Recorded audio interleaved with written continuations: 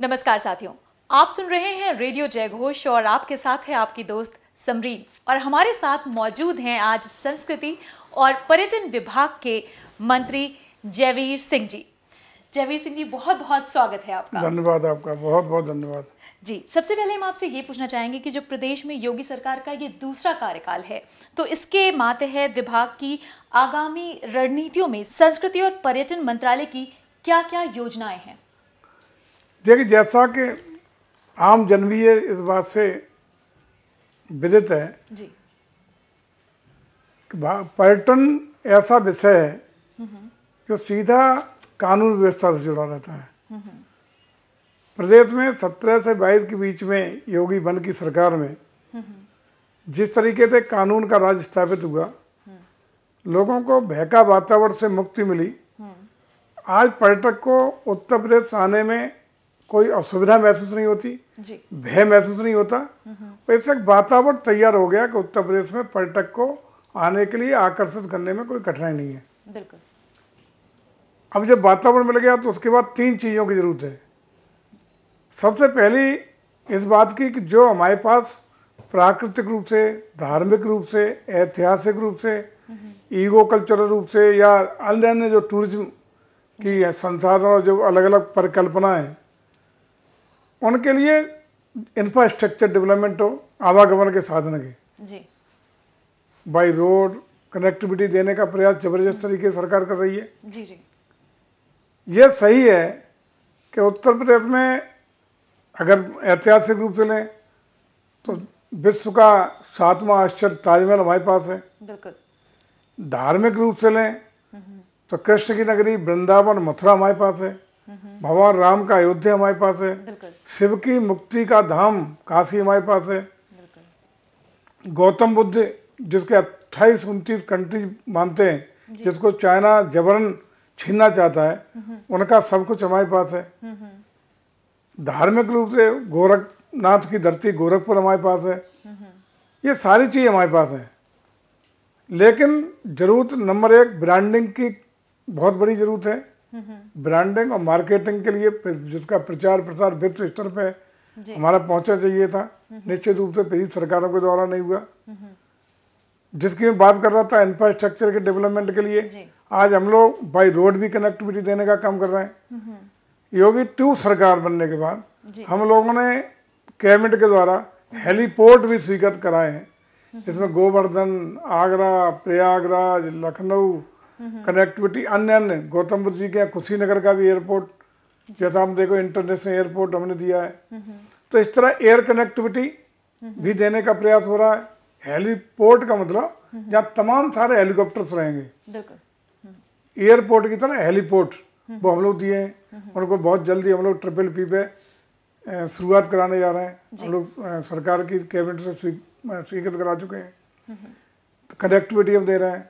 Branding marketing के लिए भी हम लोग राष्ट्रीय स्तर पर भी और अंतर्राष्ट्रीय स्तर पर भी प्रयास कर रहे हैं जी। और इसके साथ ही साथ इन जो भी हमारे इको टूरिज्म बोर्ड बनाने का प्रयास कर रहे हैं, हम लोग इको टूरिज्म बोर्ड के तहत आयुर्वेद को जोड़ के, हम लोग वन फॉरेस्ट को जोड़ के जो जो संसाधन हमारे पास हैं, जिसकी जरूरत है, लोग चाहते हैं कि आयुर्वेद के द्वारा थेरेपी मिले, हम लोगों को वहाँ जीने स्वस्थ रूप से होने के लिए ऑक्सीजन की वाला वातावरण हमें मिले, बहुत सारे इको टूरिज्म के द्वारा समूह हम लोग करेंगे। तमाम इस तरह की योजनाएं 12 सर्किट हम लोग उत्तर प्रदेश में बनाए हुए हैं। तमाम योजना हमारे पास हैं। तीसरा, ब्रांडिंग मार्केटिंग का एक बड़ा काम हमने ये किया है कि हमारे कार्यालय या हमारी जो एक्टिविटीज थी राजस्व मंडलों तक सीमित थी उत्तर प्रदेश में, उनको हमने जिले तक पहुंचाने के लिए न सिर्फ निर्णय लिया, बल्कि 100 दिनों के अंदर हमने जिला स्तर पर भी अपनी जिला पर्यटन और संस्कृति परिषद का गठन करके धरातल पर उतारने का काम किया है। अधिकारी हमने तैनात कर दिए हैं, परिषद एक्टिवेट हो गई हैं और सारी कल्चरल और टूरिज्म एक्टिविटीज जिला स्तर पर शुरुआत होगी।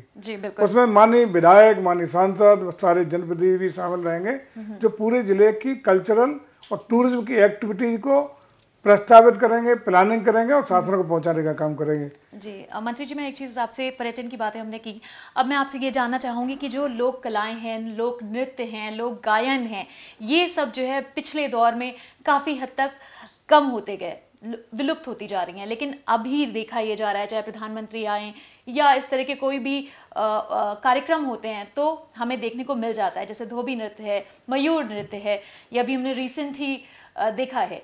तो इसके लिए क्या क्या कर रहा है हमारा मंत्रालय संस्कृति? देखिए जी, भारतीय जो कलाएं हैं, जी जी, भारतीय संस्कृति है, उस पर कहीं ना कहीं कुठाराघात होते रहे, चाहे मुगल काल में हुए, फिर ब्रिटिश पीरियड में हुए, आज़ादी के बाद भी तमाम जो वेस्टर्न कल्चर सीधे हमला हमारे समाज पे करती रही, उससे कहीं ना कहीं हमारे समाज पे, हमारी कलाओं पे, हमारी संस्कृति प्रभावित हुई। इसको बचा के रखना, इसको और आगे बढ़ाना, जी लोक कलाओं को संवर्धित करना, ये सरकार लगातार प्रयासरत है जी, और इसके लिए हम लोग सतत रूप से जबरदस्त प्रयास कर रहे हैं। हम आप जानते हैं कि पहले भारतीय समाज में या उत्तर प्रदेश में, और उत्तर प्रदेश विधायक तो पूरे देश से ही बिल्कुल यूं गए, उधर चले जाए ब्रज की जो रस थे, ब्रज रस में लोग लीन हो जाते थे। बुंदेलखंडी अलग अपनी कलाओं का, संस्कृति का महत्व रखती है। इधर पूर्वांचल में अवधि में चले जाए तो गंगा जमुनी तहजीब के साथ यहाँ की संस्कृति अलग ही थी, भोजपुरी का अलग महत्व था, लेकिन कहीं ना कहीं उनको संरक्षित नहीं किया गया, उससे हम लोग डैमेज हुए हैं। आज हमारा प्रयास है कि हमारी लोक कलाएं, हमारे लोक संगीत पूरी तरह संवर्धित हो, सुरक्षित हो, इसके लिए प्रयास कर रहे हैं। आप ये देखेंगे कि ये जो हमने अभी चर्चा करी कि जो जिला की हमारी परिषद बनी है, जी जी, वो दोनों के लिए है, पर्यटन और संस्कृति के लिए। बिल्कुल, और आज साथ ही साथ हम लोगों का प्रयास है, उदाहरण के तौर पे हम बताएं आपको कि अभी लगभग 57,000 ग्राम पंचायत है उत्तर प्रदेश में। उन ग्राम पंचायतों में ग्राम सचिवालय की स्थापना भी की गई है जी, पंचायत राज विभाग के द्वारा। हमारा प्रयास है कि लोक संस्कृति पहले गांव में सजोई जाए, संभाली जाए और जिंदा रखी जाए। जी, उसी के तहत सभी ग्राम सचिवालयों पे हम लोग किट देने जा रहे हैं। अच्छा, हारमोनियम, ढोलक, मजीरा, जो पहले सुबह शाम लोग बैठते थे, भजन कीर्तन करते थे, जी, जब फुर्सत होती थी बैठ के आपस के छोटे छोटे मामलों को वहीं बैठ के पंचायत में तय कर लेते थे, बजाते थे, गाते थे। वो विलुप्त हो रहा है, वो पुनः पुनर्जीवित हो, इसके लिए हमने प्रयास किया है। जी, भारत की कलाएं पुनर्जीवित हो। पहले शादियां होती थी, शादियों में लोग शुरुआत करते थे, पहले ताई होती थी, फिर तेल होता था, फिर मढ़ा होता था, 3 दिन बारात रुकती थी, कदुए की पूरी, शाम को अगले बढ़ार की दावत। जी, वहीं सामाजिक ताना बाना इतना मजबूत होता था कि एक दूसरे की सामाजिक जिम्मेदारियां तय हो जाती थी। इसकी लड़की इसके लड़के से शादी हो सकती है, इसकी वहाँ हो जाता है, जी, जी, ये सब कुछ हो जाता था।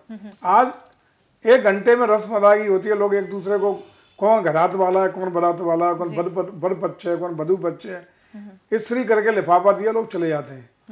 हम पुरानी उन्हीं को जिंदा करने के लिए टूरिज्म में भी प्रयास है कि एक एक गाँव, हर जिले में गांव सेलेक्ट कर रहे हैं, जी, जी, जहाँ पर्यटक को पुरानी अपनी परंपराएं, पुरानी लोक संस्कृति को लिए नाइट स्टे कराएंगे, वहाँ रुकवाएंगे।